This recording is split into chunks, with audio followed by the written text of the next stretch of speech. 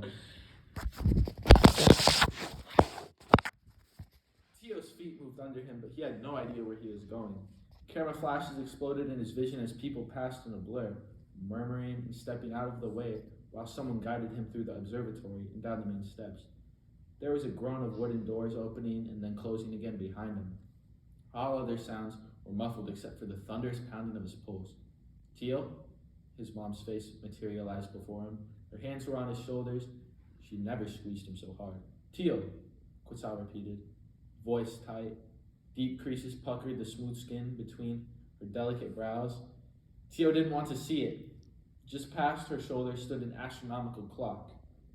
The main dial represented the position of the sun, moon, and planets, nearly in alignment now in the sky. A calendar dial with medallions representing the months was encircled by another that displayed the gods' glyphs. A deep hollow ticking sounded from the deep within. You need to take a deep breath, Pajarito. Tick, tock, tick, tock. The crushing weight of reality dropped onto him. Wait, no! He jerked back from his mom suddenly, actually aware of his heart hammering in his chest. I'm not. This is impossible. I can't compete in the trials, he said, a strangled laugh catching in his throat. This couldn't be real. It was a fever dream, or maybe some kind of sick joke. Searing heat clawed up Teo's throat. His lungs fought against his binder, but it tightened around his ribs like a giant fist. Focus on your breath, Teo, Quetzal said, her voice excruciatingly calm as she slowly moved a step closer. Teo shook his head fiercely. I can't. There's no way. A circlet of feathers slipped down his forehead. The sunburst crown tilted to the side. He ripped the crown off his head and hurled it across the room. Metal clattered over stone as it skidded across the floor before hitting the base of the clock. In a blink, it disappeared. The heavy weight dropped back onto his head.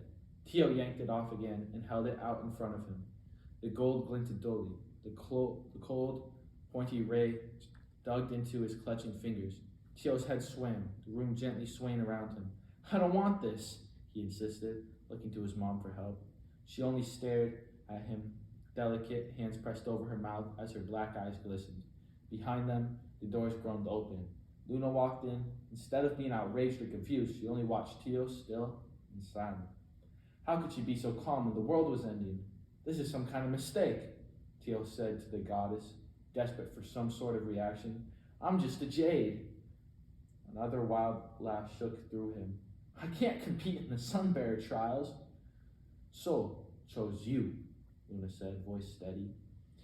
Her dark eyes shone with the tiny pinpricks of silver like stars.